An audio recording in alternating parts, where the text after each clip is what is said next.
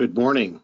My name is Stephen Aquario, the Executive Director of the New York State Association of Counties, and welcome to a local leader's guide to supporting social equity in the cannabis industry. Very pleased to have expert speakers for today's session and absolutely thrilled that our panelists were able to join us today. To our attendees, thank you for taking time from your busy schedule to participate in this important webinar. A bit of background: the New York State Legislature legalized adult use cannabis earlier this year with the primary goal of ensuring members of communities who have been disproportionately impacted by prohibition will benefit from cannabis legalization. The law's three-pronged approach to equity includes providing for the expungement of past marijuana convictions, incentivizing participation in the new industry, and requiring investment in communities harmed by the war on drugs. Today's webinar will help local government officials understand better cannabis legalization as a social and economic equity issue, and also offer ways to support social equity applicants, including minorities, women, distressed farmers, and service-disabled veterans who may be interested in joining this industry. I'd like to turn to Kate Pierce now for a few housekeeping announcements. Kate. Stephen, this webinar is being recorded and will be posted later today with a PDF of the slides on NYSAC's website at nysac.org/webinars. If you have a question for our presenters, please refer to your webinar dashboard and enter your questions under the Questions tab. We will address all questions during Q&A at the end of both presentations. Back to you, Stephen. I'm absolutely thrilled to introduce our speakers for today. First up will be Shaloma Low-W Wagstaff. Shaloma is the founder of Women of Color in Cannabis, or WOCC, W-O-C-C. Shaloma is the founder of Women of Color in Cannabis and comes from, or hails from, Brooklyn, New York. As an environmental planner by trade, Shaloma has always been interested in the environment, health, and well-being. Shaloma blended her interest of nature and consumption to not only start her cannabis event planning company, but also to create WOCC, a federally recognized 501c3 organization aimed at creating safe spaces and pathways for Black, Indigenous people of color, or BIPOC, and other marginalized groups to enter the cannabis industry.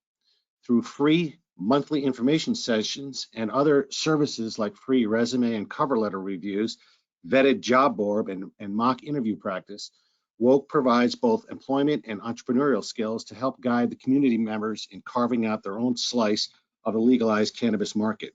Absolutely outstanding, Shaloma. Thank you so much for joining us. Next up will be Dashita Dawson. Dashita is the Cannabis Program Supervisor for the City of Portland, Oregon. Dashita is the Weed Head, a global cannabis advocate, award-winning Fortune 100 business strategist, and best-selling author of How to Succeed in the Cannabis Industry. She has nearly 20 years of business development, strategic management, and brand marketing experience. Over 5 years ago, she transitioned into the legal cannabis industry as a senior executive consultant, strategy expert, and thought leader for multiple businesses, municipalities, and media outlets across the United States and abroad. Currently, Dashita is the City of Portland's Cannabis Supervisor, overseeing all regulatory, licensing, compliance, and equity initiatives for the city's cannabis industry. She's co-founder and chief strategist of Cannabis Health Equity Movement and serves as board chair of the Cannabis Regulators of Color Coalition. Along with her sisters, Amani and Ice Dawson, she is co-founder of Cannabis Education Advocacy Symposium and Expo, a Brooklyn-based nonprofit educating communities across the country about the myriad of opportunities in the cannabis industry. Brooklyn-born and New Jersey educated, Dashita received her master's from Rutgers Business School and earned a degree in molecular biology from Princeton University. Absolutely thrilled that Dashita is with us as well, and we'll start with Shaloma. Thank you both for joining us today. Shaloma? Thank you for the great introduction, and thank you, New York State Association of Counties, for extending this invitation. I want to thank all of the county leadership that are joining us today and giving us their time. We're super excited to educate you on your role in cannabis legalization and how you can best support your county community members, and especially your communities of color, into entering the cannabis industry. So as was mentioned, my name is Shaloma Wagstaff. I'm the founder of Women of Color in Cannabis. So that is WOCC, pronounced woke. Next slide, please. We are a federally recognized 501c3 nonprofit. So basically what that means is we are not in the business of stuffing our pockets. We are in the business of making change, right? We're also in the business of reducing any barriers that one may find when they want to support social equity work in cannabis. And we find that being a nonprofit usually helps massage the situation when we're talking to companies who have a large financial footprint, but don't have a large cultural imprint, and really having them maximize their financial power to help communities.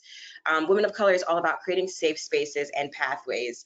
As we'll talk about a little later in some of the slides, there isn't a lot of ownership for people of color, for women of color, for women in general, in most industries, but especially in cannabis. We see that issue is highly exacerbated. We know that it is a relatively new market, but it has been a market in other localities and states for quite some time. And even when we're looking at states like Denver or even California, we still see that skew of, minority representation, minorities in leadership positions, minorities tied to purse strings, and women of color in cannabis is here to bridge that gap.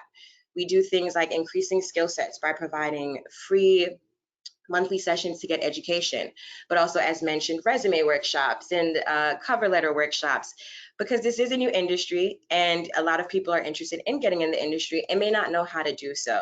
And what we like to educate our community on is that there is things called transferable skills, right? And if you're interested, you have some classic experience, whether you were a lawyer, a pharmacist, a teacher, there is a role for you in cannabis. Literally just providing the information that pathways are possible, and getting into cannabis industry as a minority should be encouraged, and women of color in cannabis seek to do so. Next slide. Okay, so we're thinking of this presentation, or my part of the presentation, as very high conceptual. We're hoping that as county leaders, you have a little bit of background on, some of the topics we'll be discussing today. So this is basically to guide you on how to use your home rule powers. We know that based on some of these counties, your purview of what you are allowed to enact in your county borders are going to change, but we're going to talk about some ways in which you can use your home rule power to encourage communities of color to participate in the cannabis industry, how you can best help your communities of color partake in the cannabis industry, but also to help your support services help your community. But we first have to understand where we're coming from. And if you're not very knowledgeable on the cannabis industry, it's very important that you understand where we've been to plan appropriately for where we're going. So in my opinion, these are the two big buckets of the war on drugs, right? So when we say the war on drugs, let's think, as far back as Ronald Reagan, but as recent as our second President Bush, with sprinkles of Bill Clinton, and really seeing and understanding what the three-strike rule did to communities of color, but really understanding that there is a disproportionate amount of drug arrests. When we look at consumption rates of cannabis, and we do so looking across race, age, gender, we find that there's comparable use. We don't see skewed data that says, Black people or, the Latin community or any one community really partakes of or consumes cannabis more than the other. However, when we look at arrest records and that kind of data, we see a large skew, with Blacks incarcerated 3.6% times higher 3.6 times higher than whites. But if we remember what I said a moment ago, we know that consumption rates are eerily similar. So we're already starting to see how the war on drugs is definitely disproportionately affecting communities of color. We know that making the plant illegal was also rooted in racism. So one can say that this three-strike rule, the war on drugs, is performing exactly as intended, which is to do damage to communities of color. Now, when we think of damages, right, we may think of the obvious, right? You're being incarcerated, you're being pulled away from your family, right? But organizations like National Expungement Week quote that there are over 48,000 collateral consequences upon re-entry. So not only are you pulled away from your family for your cannabis use, but when you re-enter society, there are so many barriers to becoming, a quote unquote regular member of society. You may not be able to live in public housing. You may not be able to receive if you're of student age, you may not be able to receive government funding towards your higher education pursuit, right?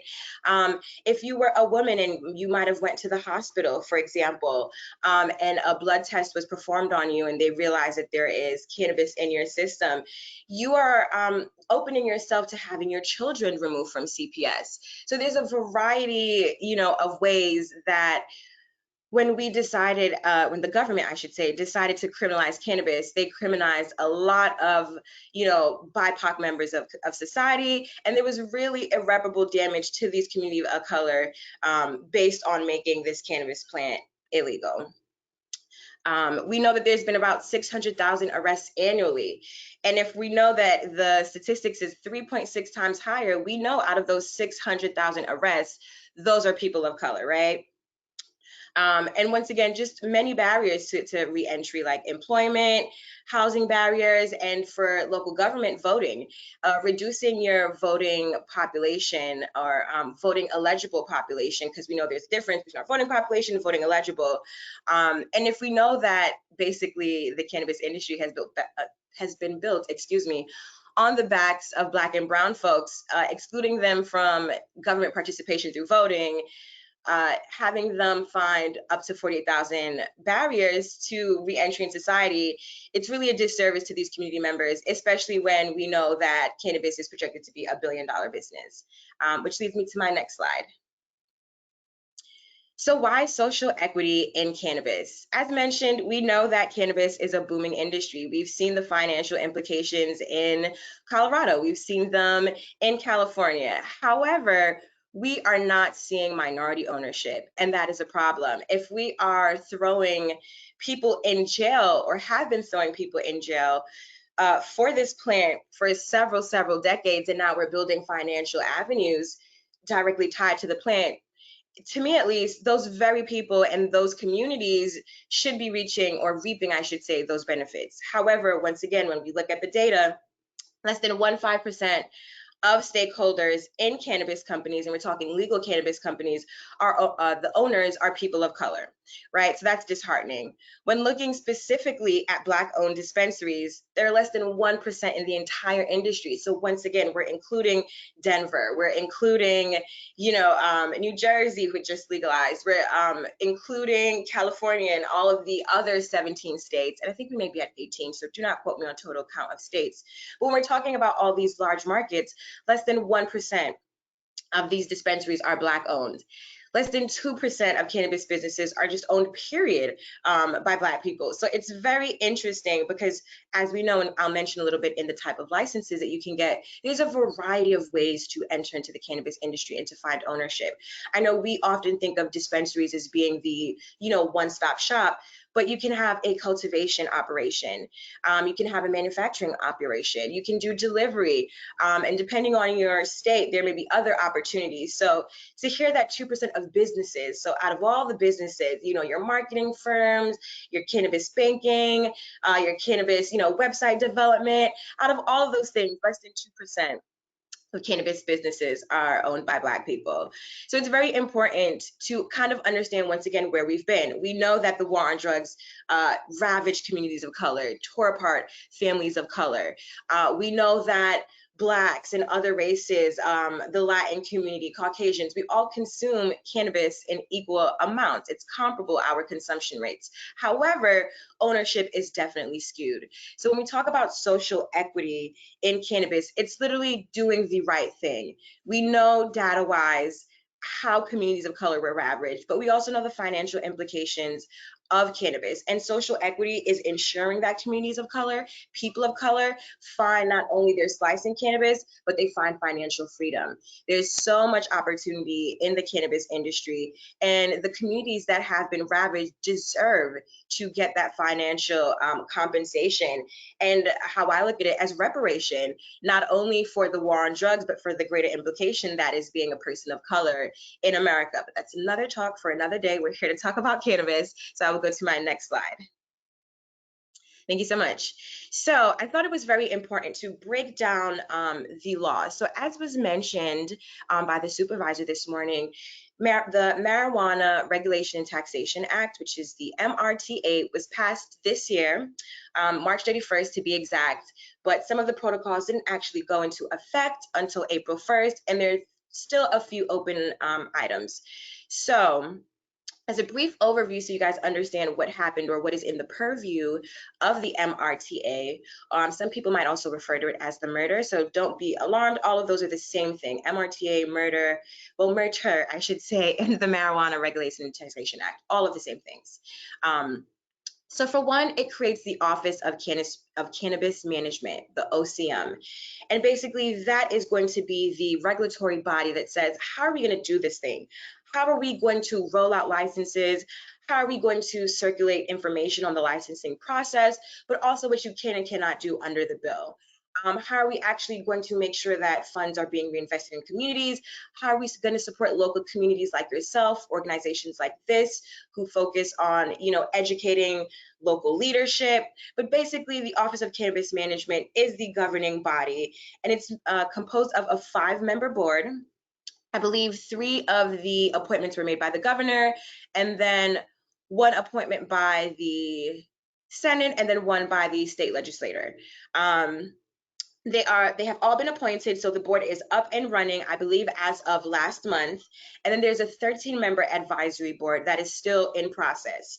So how the difference, I should say, between the member board and the advisory board is the advisory board is going to be more so of your local politicians who may be sitting on some other government boards, like maybe a hemp board or a farmers, but then you also have community, I would say, leaders or experience with those in the community who have been impacted by the war on drugs. So that's actually listed in the actual verbiage of the law, that someone who has been impacted by the war on drugs will be an advisory board member.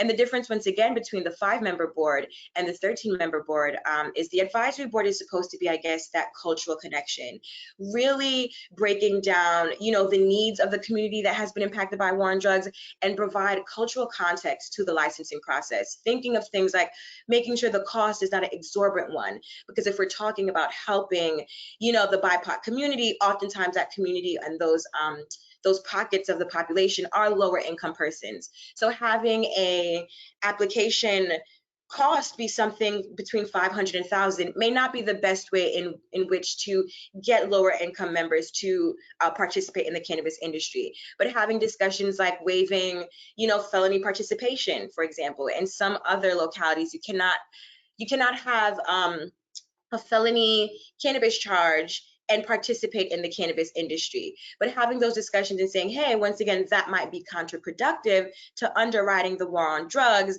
and maybe we should kind of put that requirement to the side and allow felon participation, are the things and the concepts that the advisory board is supposed to bring to the discussion of licensing.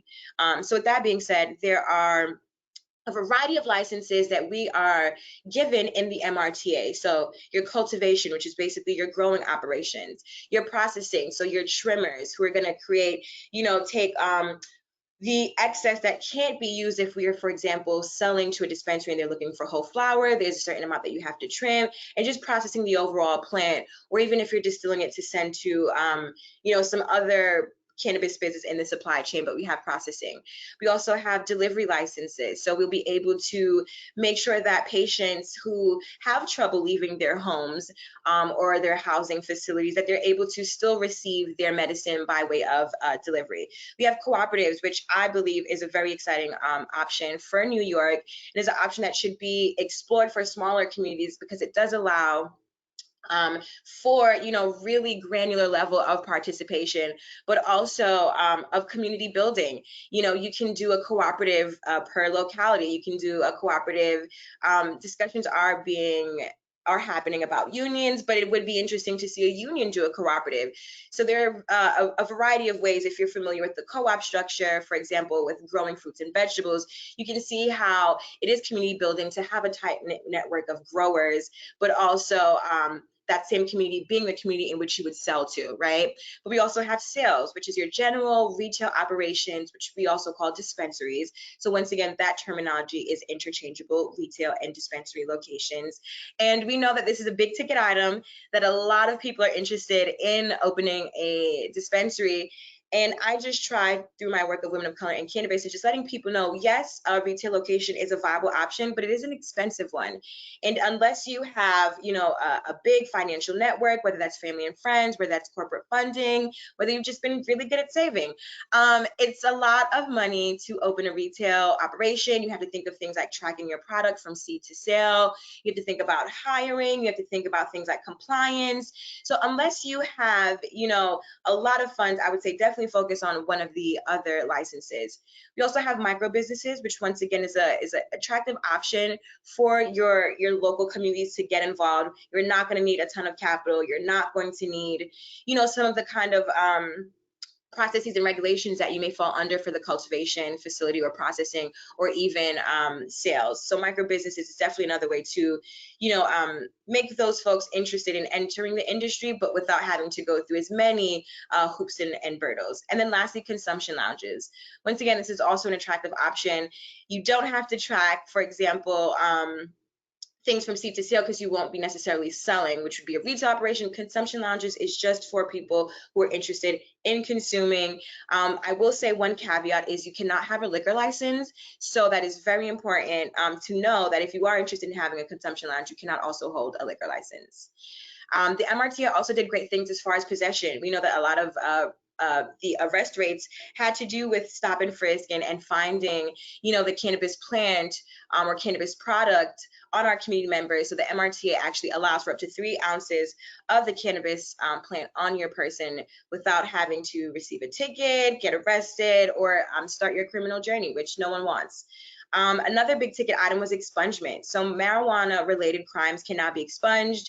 I think in New York, we said that there's going to be an automatic expungement happening of the eligible offenses. So it doesn't mean that all marijuana related crimes, we can't say that all crimes are expungement applicable, but marijuana related crimes definitely are.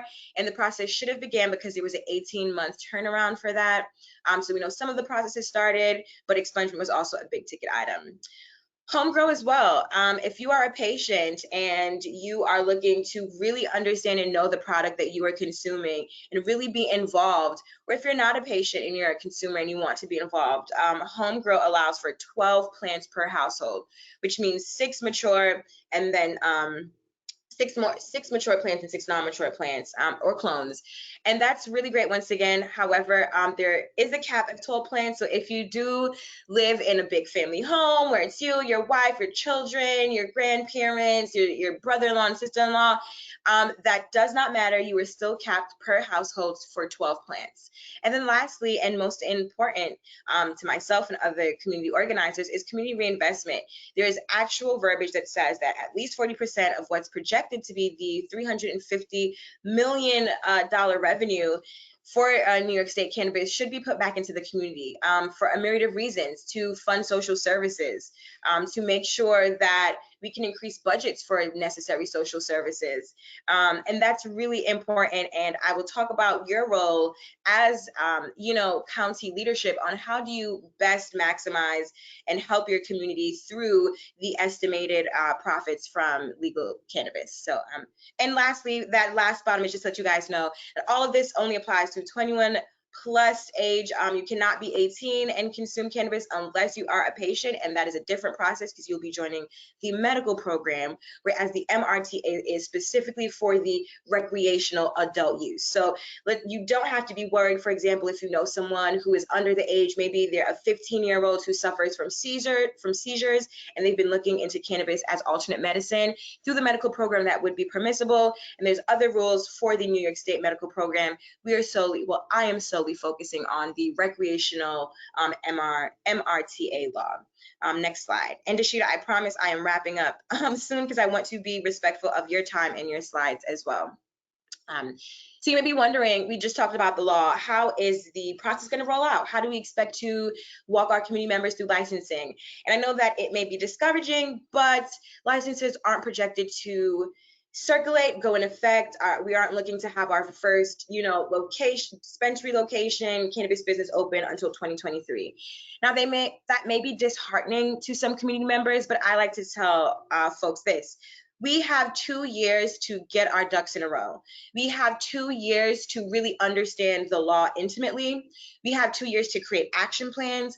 We have 2 years, for my community, a lot of minorities, they don't have good financial understanding. They may not have good credit. They may have never written a business plan, has never worked with a bank to get business credit. So you have 2 years, and your community members has 2 years to really prepare themselves for what legal cannabis is going to look like in their communities. And if they're interested in licensing and making sure that the things that we do know, for example, good credit, thinking about, the business you want to actually attempt, thinking of things like your branding and your marketing, you have 2 years to get that together, right? So it's not what we want to hear, but it's definitely, don't we rather have more time than less time? And in this instance, we have more time to really make sure that we're understanding the law and we're preparing ourselves for what legal cannabis would look like. What we can guess is that there's going to be a point system. So we've seen in other areas, once again, like Denver, like California and the other 17 states that are legal, but there's a point system when doing the licensing. So the point system can often be coupled with a lottery, but you still have to go through the point system. Some points that can be given is if you're a veteran. Once again, we know that the veteran population is a big support of cannabis consumption as an alternative to opioid use. So we know that veterans is a special population that has a large stake in cannabis, and that is reflected in the point system for licensing. We also know that folks who are impacted on drugs also receive points. So that means you might have been arrested yourself. You might have done jail time. Maybe you have a father that has been incarcerated or a mother who's been incarcerated. But anyone who has been impacted by, I should say, the war on drugs also gets some points. But then there's also things like residency requirements. So what a lot of localities try to do, and it's a positive, is to ensure that there aren't any flight to legal cannabis. They're trying to ensure that the workforce is very much native to that area. So in making sure that if you are a New York State resident for 2+ years, then you are eligible for a license. However, if you moved here because you were a person who saw, oh, I know that cannabis is going to be legal in New York within the next year, I'm going to move now in 2020 so that I can kind of stake my claim. Unfortunately, you will not be able to pursue a license because you don't meet that residency requirement, which we think, and I am very in favor for, because what we've seen is a lot of migration. And once again, if we're trying to undo the war on drugs, we know that minority community cannot just pick up and move to another state for a job or financial opportunities. They're pretty much stuck in where they've been. So making sure that they aren't kind of, boxed out of the community or the legal cannabis community because there are other members who can kind of pay their way to move to New York City. Next slide. So I think this is what you guys are all here for, or at least anticipate your role as county leadership. So we know amongst the 62 counties, you guys may have different home rules. So I figured I would just talk about what seems to be the things that may fall under your purview as county leadership, and kind of talk about how you can assist those parts of your society to really understand and thrive in legal cannabis. So public housing. We know that public housing can mean many things like rent stabilization, you know, other support services, helping, you know, elderly with a preferential rate on rent, all those good things. But as it relates to cannabis, we did talk about home grow being one of the ways in which you can participate in legal cannabis. So as you're educating your public housing staff, so maybe your zoning officers, letting them know that, hey, you may see growing operations, and then really working with them to understand hazardous public grow, not public, but housing growing operations and safe housing operations. You really want to lean on your housing department to understand that home grow is permissible, but we want to be safe about it. So having the discussions and really providing the information to your housing departments that they understand that this is something they're going to get more familiar in seeing. This is something that may be coming through, you know, through your pipeline as far as special use permits if they want to build a, you know, a more substantial home grow operation, but working with your public housing staff and departments and understanding that home grow is going to happen, but how can we make it the safest for our communities, right? Law enforcement is also a big bucket. You guys may be in charge of the police budget. And I would start by saying we need to educate our officers. Here in New York City, to be exact, there is a bit of a lag between the law and the understanding of the law. So educating your law enforcement, and you know that the quantities for possession has gone up. For New York City, you can consume cannabis in places where you can consume cigarettes, but you cannot consume in public parks. So really making sure that your law enforcement teams understand the nuances that are happening or that are permissible under the MRTA. But what is very big to community organizers like ourselves is we're not saying you can't reinvest in the police, but what we're saying is that reinvestment should not be larger than community reinvestment. If you're allocating, let's say, $500,000 to community reinvestment, and we're talking solely from cannabis revenue, so $500,000 from cannabis revenue, you shouldn't pour $1 million into your police force, right? There's we need to be aware of what policing has done to communities of color, and we want to show that we are supporting the communities of color. So giving, you know, the police who's kind of ravaged your family, sent your, you know, your father to jail, giving that institution more money than the community might be perceived wrongly. So we're not saying you can't help to provide more resources to your law enforcement, making sure they're safe, making sure they're up to date, providing educational resources. We just want to make sure we do the same to our actual communities. Thirdly, social and health services. If you have public hospitals and you're doing things like opioid campaigns, which I went to school upstate New York in Binghamton, and during my tenure there was a large opioid crisis. So we were seeing the community and specifically the Broome County leadership do opioid lessons. They came to the University of Binghamton and said, this is what it looks like when someone is overdosing. This is what NECAN does, and just really taking ownership as the source of government to educate, you know, medical professionals. We want you guys to do the same thing. Support medical facilities, let them know what is permissible under the law, providing education to staff, but also to patients, and really taking the onus as government leadership to be the source of answers for medical professionals that do work in your public hospitals, but also making it really easy for patients to understand that they can now use cannabis as a part of their treatment plans. And then lastly, education. With community colleges, you want to advocate for higher education, right? We're now seeing the development of a lot of undergraduate courses, graduate degrees. So if you have public college in your localities, you want to start having those discussions, or at least making it easy for your public institutions to have that discussion. If you're giving local grants, for example, I know that there's FAFSA, which is the federal, but if you're doing local grants, any kind of EOP or locality funding, you might want to carve out a slice of that financial revenue to provide grants to the BIPOC community if they would like to pursue higher education as it relates to cannabis. But the last thing I'll also say in education is if we're talking about patients and their ability to use cannabis, we want to start having the conversations of allowing that use in a specialized zone possibly for students, but also for teachers. Once again, if you are a child who is treating your seizures through cannabis and you have an episode in school, right now we know that a lot of schools aren't allowing cannabis on the property. But what are you going to do if you are a person who is treating your illness with cannabis? Having a discussion with educational institutions that there does need to be some kind of space for patients to be able to safely consume if they need to. So not just because you want to, but if it is something like regulating seizures or Tourette's, it may be worthwhile to have a special area in your school zone. And I believe there's one last slide. Yes. And lastly, even though we'd like to think that everyone to do this for the greater good, which is why I'm here, I'm sure that's why Dashida's here, we would be remiss if we didn't, appeal to self-interest, which is what are the benefits for cannabis for a pro-cannabis county? We've seen in other states, I know I keep mentioning California and Denver, but we've seen obviously increased funding for community reinvestment.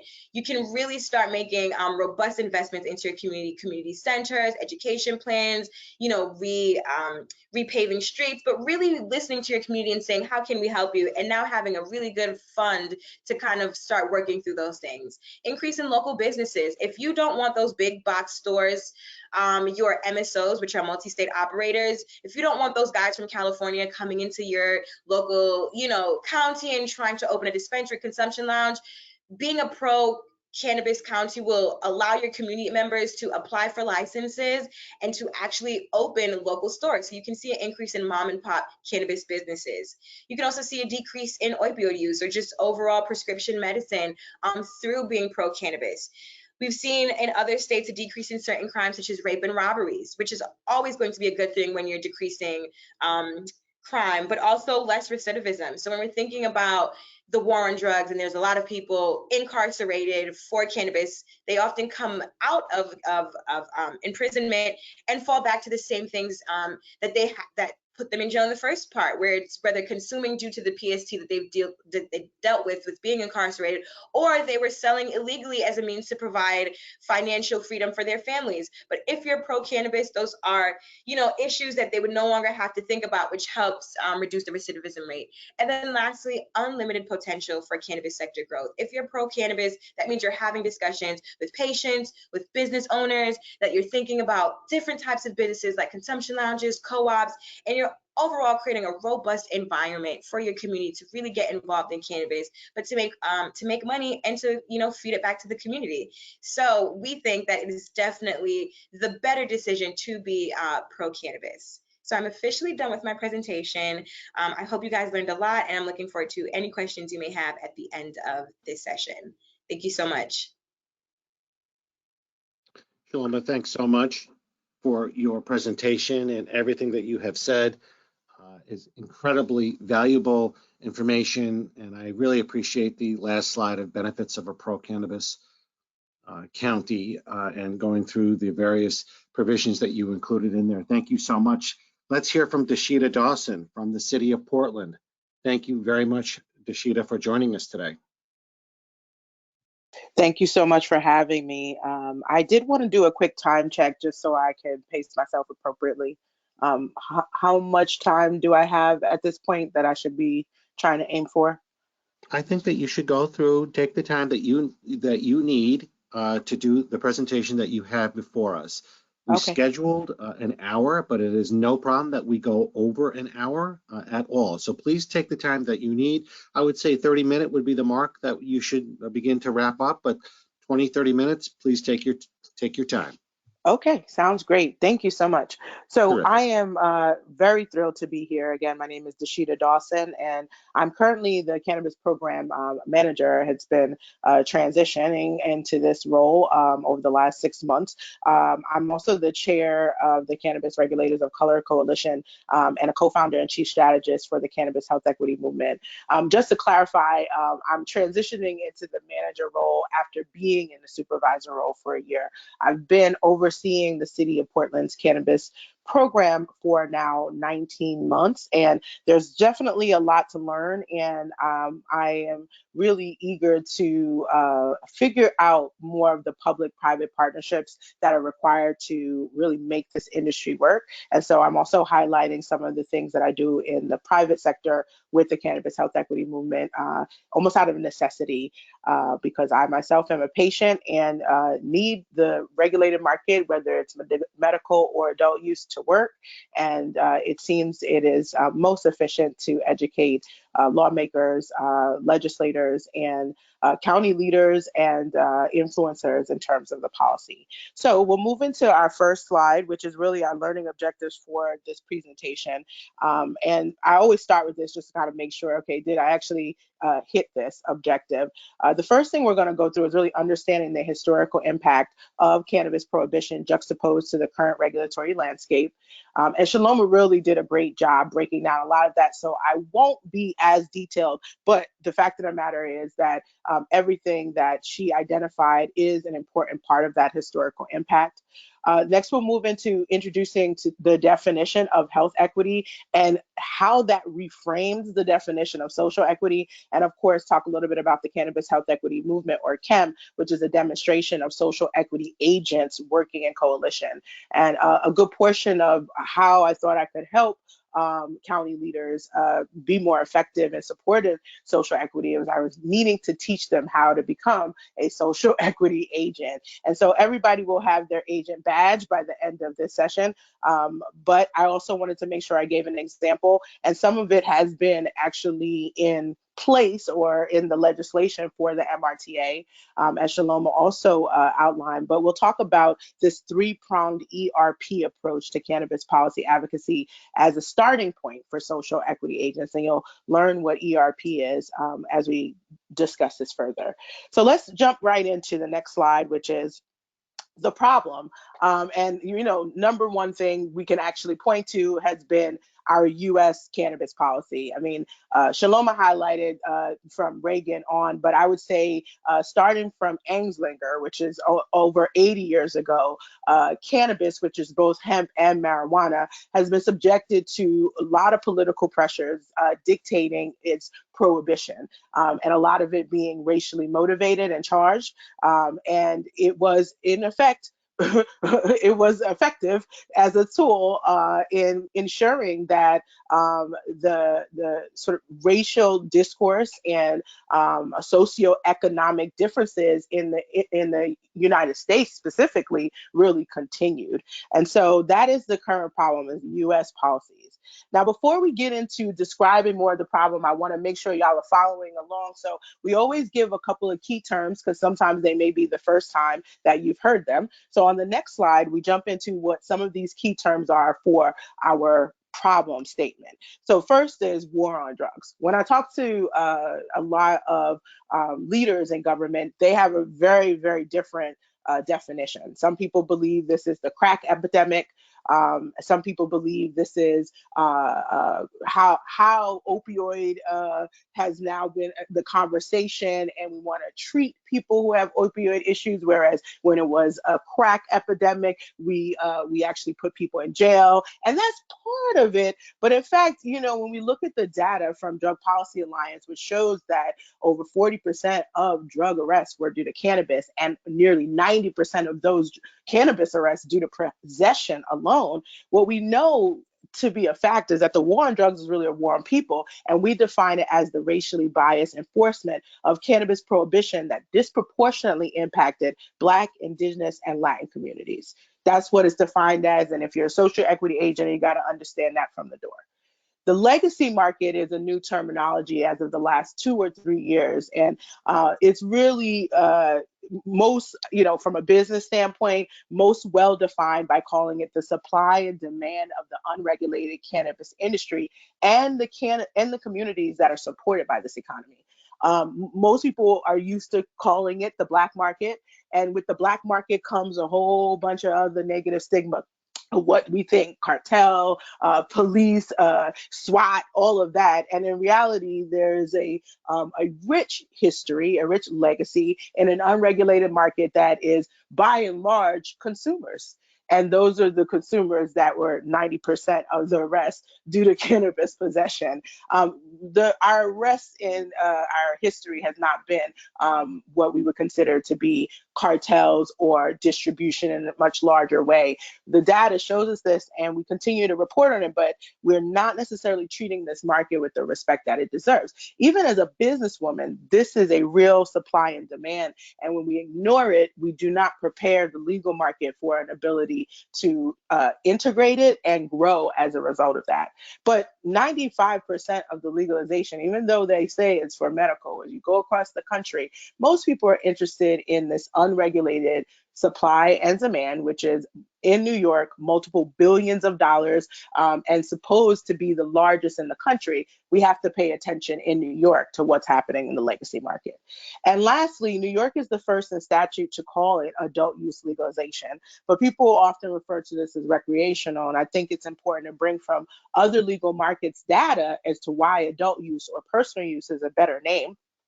Because even in the quote unquote recreational or adult use market on the West Coast, the top 3 reasons for people shopping those markets is for medicinal reasons. It's sleep, pain, and anxiety. And every year we continue to survey customers, and those are the top 3 reasons every year for the most mature markets, 10 years and counting. And so it's important for us not to conflate, because we believe that you only can use cannabis in a recreational way because we haven't learned the science yet, conflate that with the real reason why people are shopping markets that are adult use. They can get the things that they need without actually having to go through a medical program process. We have that in real life outside of cannabis. I call it the difference between buying Advil over the counter versus getting an 800 milligram prescription from the pharmacist. It's a similar product. In fact, it is the same. How it's dosed and how it's packaged is different. But as an adult, I have the opportunity to come over the counter and pick what I need. And cannabis in the adult use markets work very similarly. So those new terms are so important as you start to get into the historical context of why we have a problem to begin with. These are things that we've been continuing to overlook as we start new markets. And so it's just important, again, if you want to be a social equity agent, that you learn the new lexicon as it pertains to cannabis. So next slide, we start to talk about a little bit more of this history ignored is now becoming a legacy denied. For 25 years, it's California celebrating its proposition that led to medical cannabis legalization. For more than 10 years, with Colorado being the first adult use, we have basically ignored this history of how cannabis was criminalized in our country. And as a result, we've shut out the very legacy of the plant, both on the science as well as the culture. And those things get lost by not reviewing the history. And there's the good, the bad, and the ugly. The good is we have a history of growing hemp. Slaves grew hemp. This was one of the crops that they were known for. And as a result, it was a cash crop in our country. But at the same time, big business has not really changed from the 1800s into the early 1900s. In truth, once paper and plastic, Hearst and DuPont started to see that they were struggling to start these new, bigger industries because people were still preferring their hemp textiles over their new and highly innovative textiles. They worked with the government to assure that hemp was not going to be as easily cultivated. And in doing so, we had very early with Anslinger, as I indicated, in the 1930s, influencing the law to create the Marijuana Tax Act of 1937. And once that happened, it did 2 things that were really critical and very clever. One, it totally made marijuana illegal, and it utilized marijuana as a foreign word. It's really just Mexicans' word for cannabis, as is kaya in certain countries in Africa, ganja within the West Indies. But it used that word in a way of foreignness within our United States to make it very clear that it was bad. It used a whole propaganda to make people hate marijuana, not realizing, doctors, that this is the cannabis that they have in their pharmacies right now, that they have pharmaceutical companies creating, and also not realizing that it also is very much along the same genus and in the same genus as hemp. And so even though hemp was allowed to continue to be cultivated, it was heavily taxed. And so over time, hemp started to go away, and this is why it's so quote unquote unknown. And though marijuana was made illegal, it still continued in use at similar rates across all races and cultures. Now, what the propaganda says is that Black people and Hispanic people use it more, but what the data says is that that is actually not the case.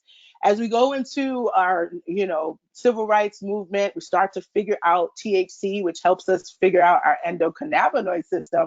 Here is where we start to see the other side of criminalization of cannabis. And this is where, Nixon's aide is on the record saying, yes, we couldn't make the war illegal. We couldn't make being Black illegal, but we knew that if we criminalized this particular drug, we could target both of these groups. And that would be predominantly white hippies and anti-war citizens and Black and brown communities. And this is an example of what has happened in those same communities after being sanctioned, if you will, to divest and destroy based on this cannabis use. From an individual and family perspective, it disrupted the nuclear family, perpetuated recidivism, and sustained the prison pipeline that still exists today. From a community perspective, it disenfranchised communities of color, justified depleting the resources from these same communities year over year, budget over budget. And in fact, some people can show a transition from resources for the community to resources provided to police departments to police those communities.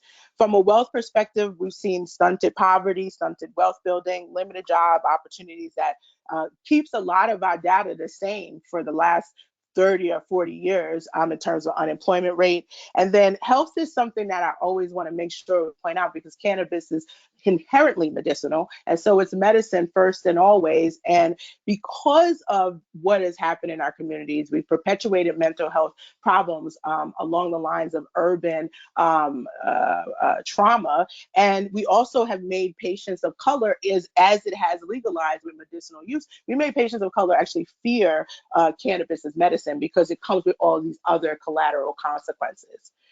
So if we move to the next slide, we'll see that we know that prohibition divested communities of their access to full health, well-being, and prosperity just based on what is outlined. And in the next slide, it really illuminates why this is a problem juxtaposed to legalization, because while we know the prohibition has impacted every determinant of well-being in communities of color, and we see it in the arrest rate, 3.64 times more likely nationally, the unemployment rate 2 times white counterparts since 1972, the median Black household rate is 8.7% as comparison to the median white household rate wealth. And then Black people have a 24% higher mortality rate, which we saw in 1.4 times more likelihood to die of COVID. So cannabis prohibition is actually even very clearly linked to how our communities responded to this pandemic. And meanwhile, though, cannabis is becoming this global multi-billion-dollar industry. There's an estimated $92 billion for sales when we include the totality of hemp and marijuana, which again is both cannabis. So what is the market actually doing? If we move to the next slide, we start to see that the market impact of cannabis regulation is not really focused on the history. And by the way, we're confusing millions for billions. And so looking at this graph, this is sort of a standard left deviation graph where we have a very few amount of companies that are forcing the mean up. You see a mean of an average revenue for a cannabis company at 3.8 million, but the median is better reflecting where most cannabis businesses sit across the country, and that's at 270,000. And really, there's a lot of challenges with even thinking about equity from a standpoint of socioeconomic and small business equity, which usually also can be inclusive of some of the things that will help resolve racial inequities. But this shows that we haven't been treating cannabis like small business.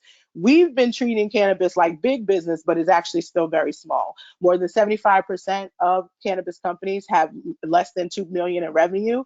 The effective tax rate, because of 280E and the cannabis Delta 9 designation as Schedule 1, causes the effective tax rate to be 70% versus 20%, which is the standard for small businesses.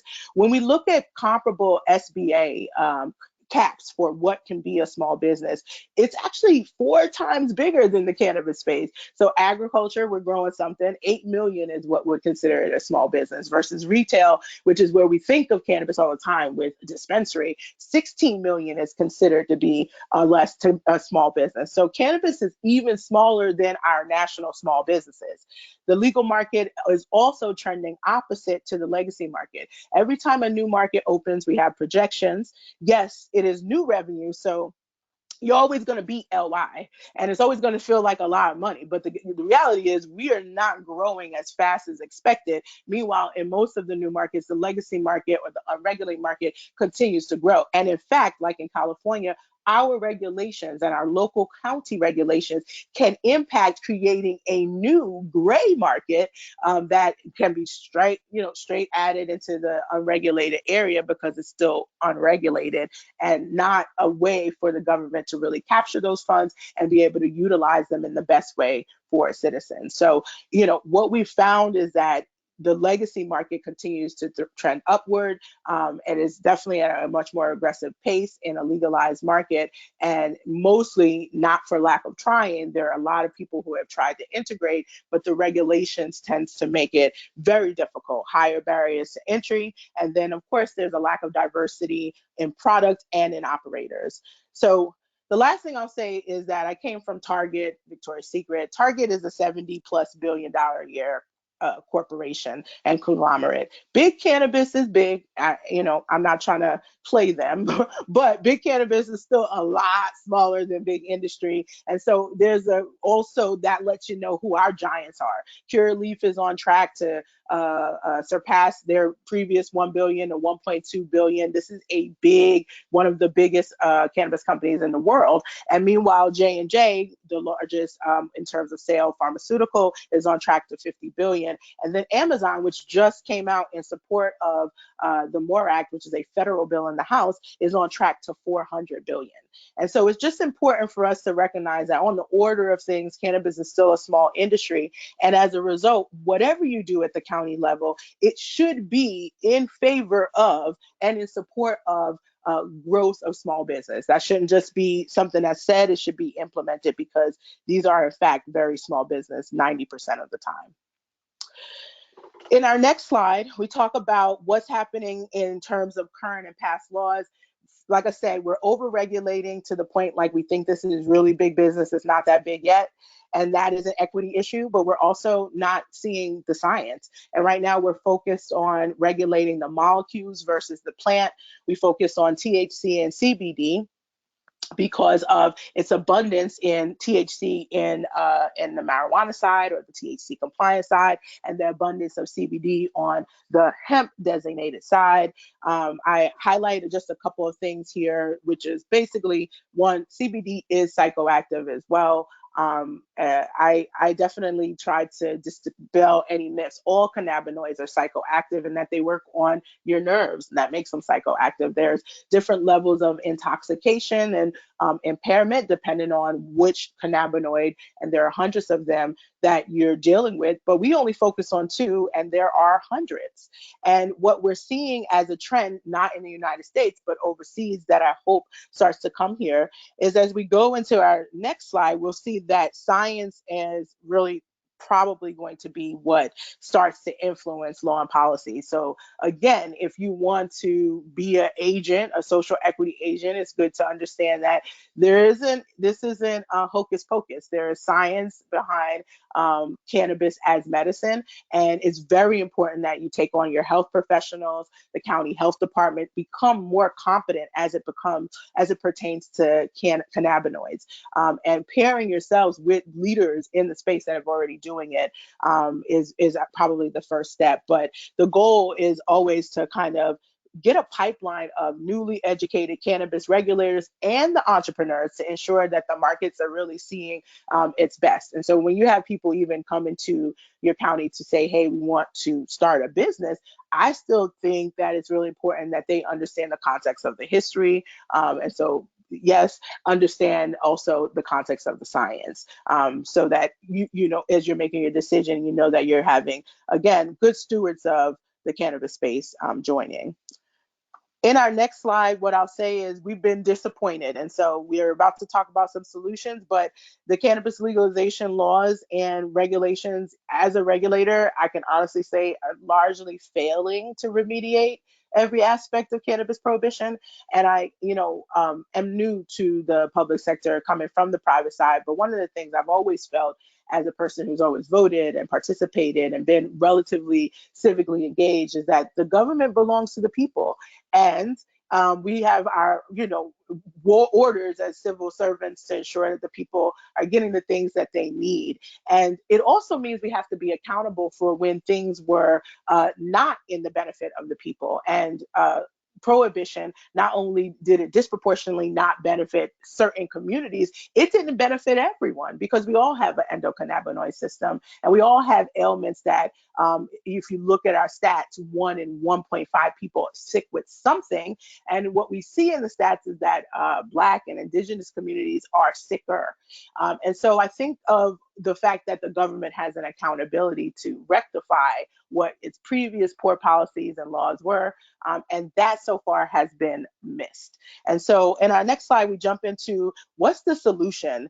And for us who have been advocates and entrepreneurs and educators in the space for a long time, comparatively, cannabis health equity is the solution. And so our next slide shows some of the people that I have the pleasure of working with in the cannabis health equity movement, including the president and co-founder, Dr. Rachel Knox, who's a medical doctor, along with her entire family of medical doctors, and her brother, who is a cannabis attorney and a former commissioner on the Oakland Cannabis Commission. It is incredible to see what you can do when you're working in coalition. And so we are a best and brightest BIPOC innovators in the industry. We're social equity agents looking to pioneer in the spaces that we have expertise across medicine, law, research, regulation, and more. And not just expertise in those spaces, but specifically to cannabis. And so we've combined forces to do things like this, educate, and make sure that we have a great group of the next generation of leaders, advocate on behalf of the communities that have been devastated, and of course to demonstrate it, right? We're here to demonstrate that cannabis is a root solution for achieving health equity for all.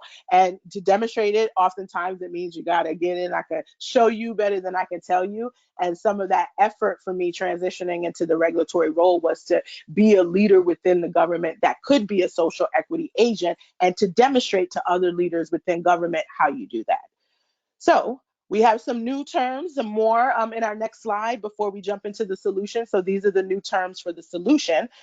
Pillars of health equity is actually a tool that measures the assuredness of access to total health equity. It's examined through the determinants of well-being, economic, environmental, human, and social. And this is something that we created so that we could have a rubric, a tool in which we utilize with governments and municipalities and private companies to determine how well they are actually supporting health equity as a social equity agent.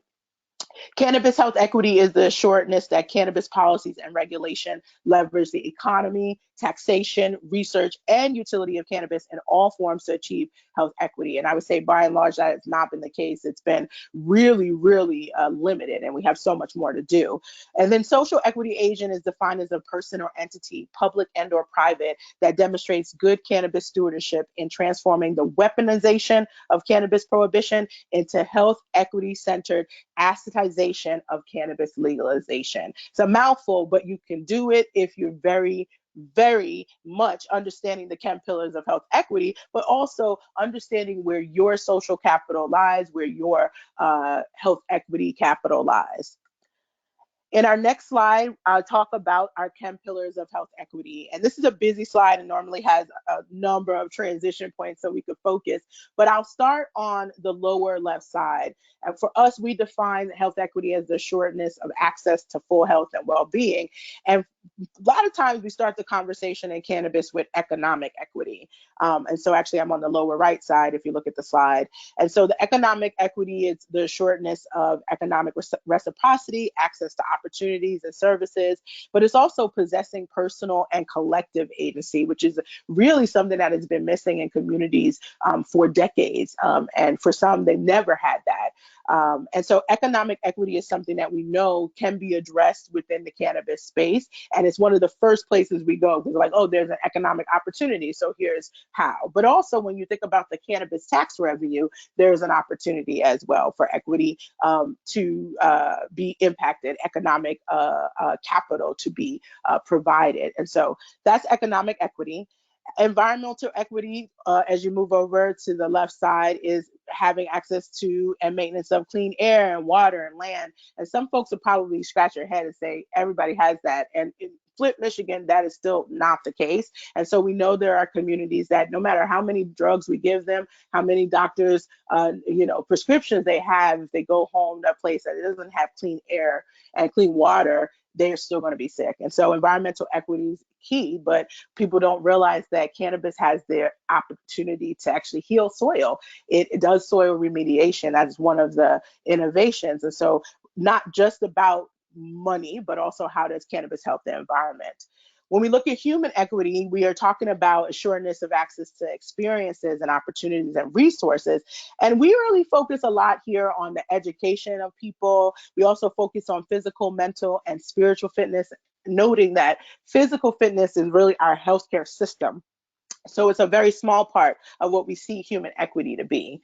And then lastly, social equity, and we highlight it because it is why we're here. It is about fairness in policy and regulation and in distribution of social services. And so I believe very strongly that if you're a government official and you are in charge of policy, distribution, or regulation, that it's not whether you support social equity. In order to do your job, you have to do it with social equity, because that is what is expected from our policies and regulations.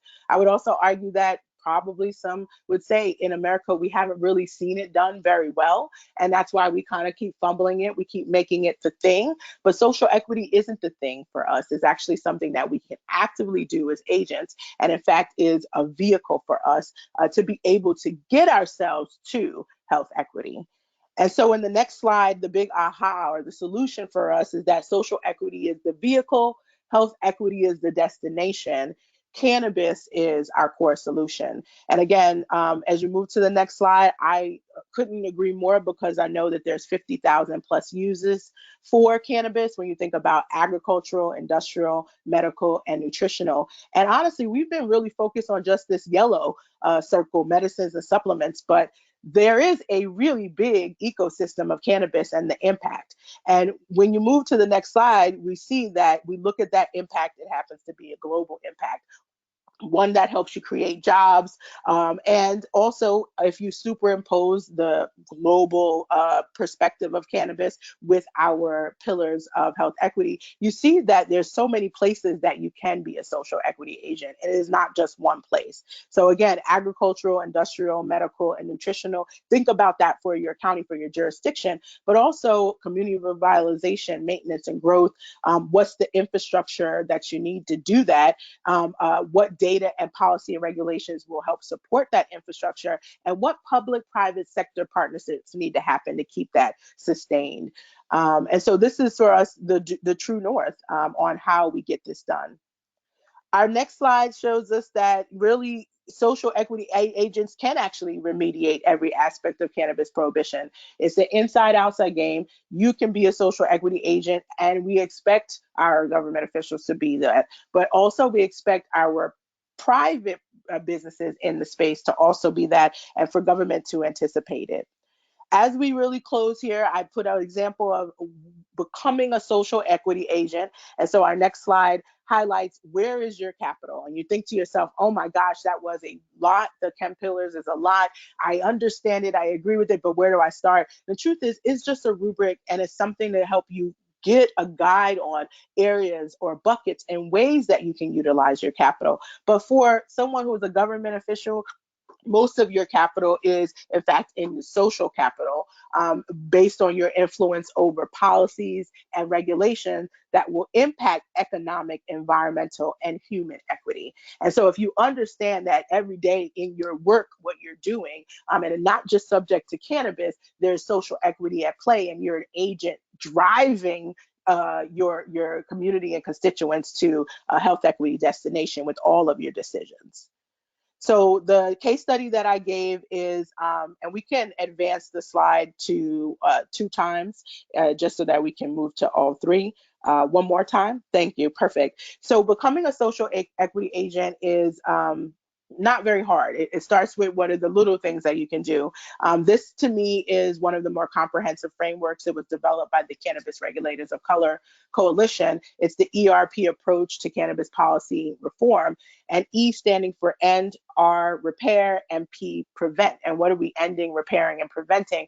The harm from the war on drugs. And so what I've done is really highlighted some of the various areas of the sort of important components of doing each of these areas. So if you're looking to end the war on drugs and different local policies that exist within your county, you're of course looking at expungement, perhaps looking at pardons, post-supervision relief. Oftentimes people come out and then there are still all these extra rules, I'm learning this in Portland, that prevent them from utilizing cannabis even though it's available adult use. Re-entry support, clearing collateral consequences in the policy. There are still moms that can't get their kids back even though they might have been medical patients. So those type of collateral consequences, we wrote cannabis criminalization into every single aspect of our policies on how we govern people. Starting, and so we got to unwrite that, and that's how we start to end it. But the check mark is, if you're not doing anything else, and New York is definitely doing it, expungement is your BATNA. It's your best alternative to no agreement. It means if you're really trying to end the war on drugs, you can't keep people with that record, and you cannot keep them suffering from the consequences of a record that should be gone based on our new rules. When we look at repair, community investment is the easiest and first place we should start with repair. It's a new revenue source for your municipality. And so you should be looking at the most harmed and prioritizing. But then I call this my return on equity investment. Once I'm deciding that I'm going to put money into something, what is the return on equity? And why aren't we managing this money more like a portfolio? And maybe that's the private sector in me, but I think we need to do that because we should be managing like a diverse investment portfolio. Return on equity doesn't just come from giving people licenses. It also means maybe there is some education, maybe there's community-based organizations that have been doing this forever, but have been starved for resources, and they know that particular historically excluded group, and they understand how to service them. We need to make sure we're getting the return on equity investment from our cannabis tax revenue. But then there's also prioritized licensing, business incubation. When you're repairing, that means you're really trying to restore the whole. Community investment is my BATNA though. If you're really saying you want to repair as a government official, you need to make sure that your money is actually where your mouth is.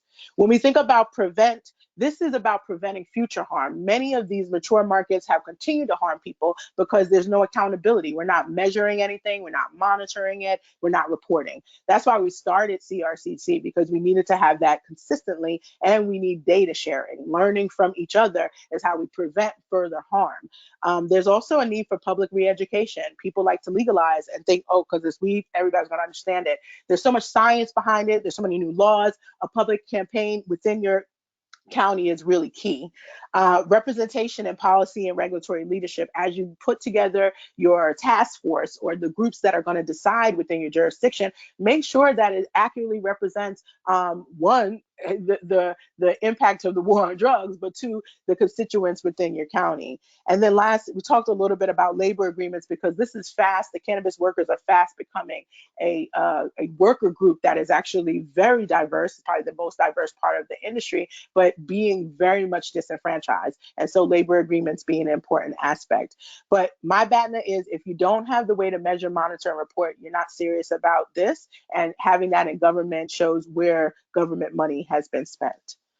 In my last couple of slides, we can move to the next slide. I do highlight the preventing future harm in a little bit more detail. Basically, these are some of the little sticky situations we've seen. And I think New York is actually off to a great start. The only thing I'll call out specifically for county leaders is that there's, municipality intention and execution.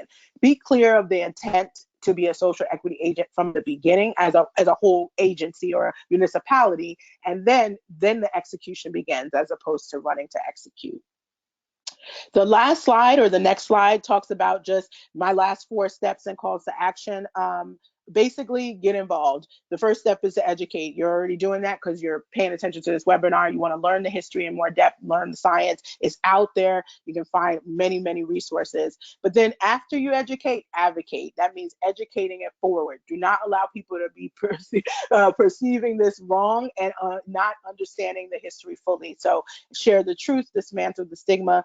Participate is number 3. And that means encouraging your family and friends to participate. If you want the industry to be good, it cannot just be for those people and you're governing it, but also participate local, state, and federal. Once you start to see it work locally, go on the record at the state and the federal level. And then lastly, demonstrate, build coalition, work with groups like CHEM. We love to work with county officials and government leaders because we know the work translates right away. With that being said, thank you so much for this time. I'm hopeful that people feel that they've started their way to get their social equity badge.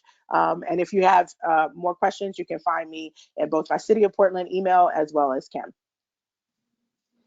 Dashida, thank you so much. And Shaloma, thank you so much for taking the time from your busy schedule to share your perspective.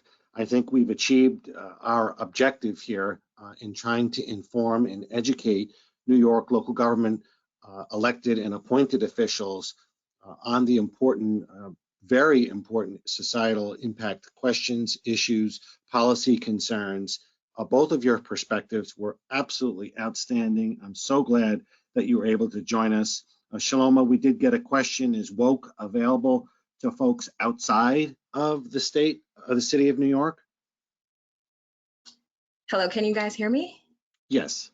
Yes, perfect. Yes, we are. You can visit us on our website. I believe you all have my contact information at wocc.world, and most of our resources are virtual. The services we provide are virtual. So yeah, we can definitely and do serve folks and community members outside of the New York City and 5-borough region. Okay, thank you. Shaloma and Dashida, just trying to get through a quick couple of questions here before we adjourn about types of folks, if folks are interested in joining the industry, sort of first initial steps to prepare to apply for a license. Shaloma, you talked about the financial concerns. I thought the cooperative idea was fascinating and very relevant, as finance is very hard to come by, especially with the banking regulations being what they are. Both of your thoughts on if folks are interested in joining, sort of the best ways to prepare to apply for a license. That's a good question, and thank you for asking. One, I would obviously say do your research, and we're not saying that flippantly, right? Cannabis is still a growing industry. So one thing I mentioned in one of my slides is staying up to date with the Office of Cannabis Management, right? So part of your education is understanding who the players are, who are the people that are going to be kind of creating this language, and really making sure that you're staying in tune with developments. But then really understanding and doing research on the law, reading carefully through the license options, because I covered a few of them, but there are a lot, right? So you want to really read through, because there are some loose guidelines that have already been provided. If you go to the Office of Cannabis Management, they do have those breakouts. So really thinking through the licensing and thinking, what, one, do you want to see yourself doing? But two, what can you do?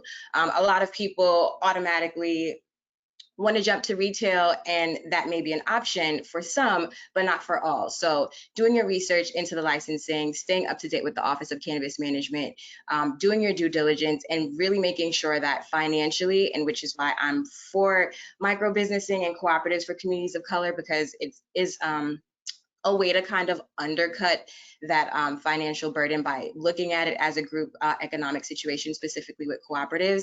But if you are a person who is more I can say who has more financial capital, you may be interested in doing some research into the delivery options, the cultivation options, but doing your research, I say, is number one, and really leaning on the Office of Cannabis Management to provide most of your insight is definitely a step in the right direction.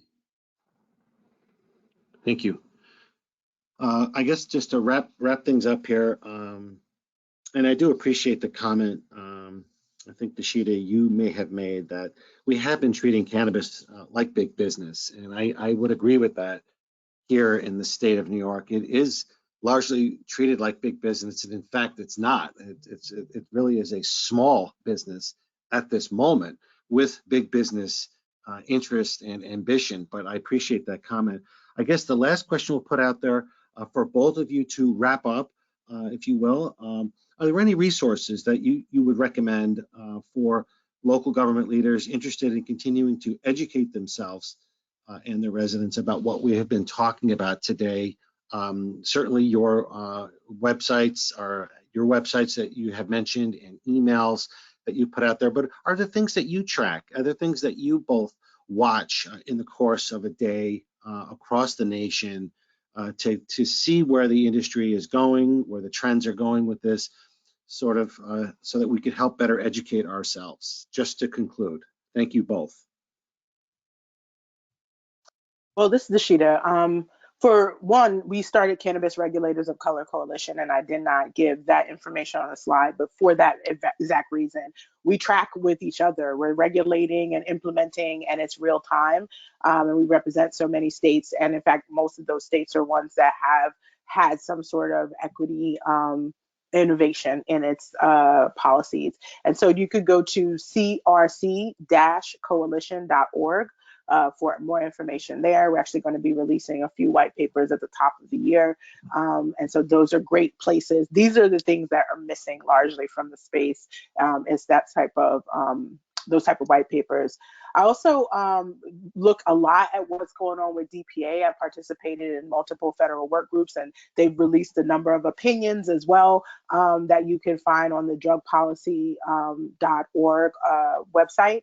And then lastly, the Association for Cannabis Health Equity and Medicine is a nonprofit organization specifically for medical professionals who are interested in cannabinoid medicine, endocannabinoid, and specifically for BIPOC. And you can find them at ACHEMED.org. They have put out multiple again, resources, comments to the Office of National Drug Policy and to the senators who released our recent federal bill in the Senate. It, to me, is, again, this is the best way to learn, is to see who's commenting and what stats and what information they're bringing to the table. Thank you very much. Shaloma, do you want to add anything from your perspective about things that you track? Yes, I would definitely recommend staying in tune with New York City NORML. So NORML is a national organization, but and I shouldn't say New York City, apologies. It's New York NORML, so they cover New York State, and also Vocal NY. And I like to I follow them on social media. I sign up for their listservs because they're specifically in tune with New York State, and they take a legal approach, which I think would be worthwhile for everyone on this call, seeing as how you guys are, politicians, you are local representatives, and you, as Dashida mentioned, really do have some autonomy in policy issues and directing those conversations. So having those two organizations who do take a policy approach, make recommendations, and often are very active when you could travel to Albany and have those one-on-one discussions. So I really like to stay up to date what they're doing, because legally, if we know what we can and can't do, and really working with our politicians to make sure that the law is uplifting our communities, and especially communities of color, they are two great resources. Shaloma, thank you. Shaloma Low W. Wagstaff, the founder of Women of Color in Cannabis, or WOKE, and Dashida Dawson from the City of Portland, the Cannabis Program Manager. Very, very appreciative of your time, attention, and all the great information that you shared with us today. This will conclude today's webinar. Our slides will be made available on the NYSAC website later this afternoon. Thank you all for joining us. Have a great day.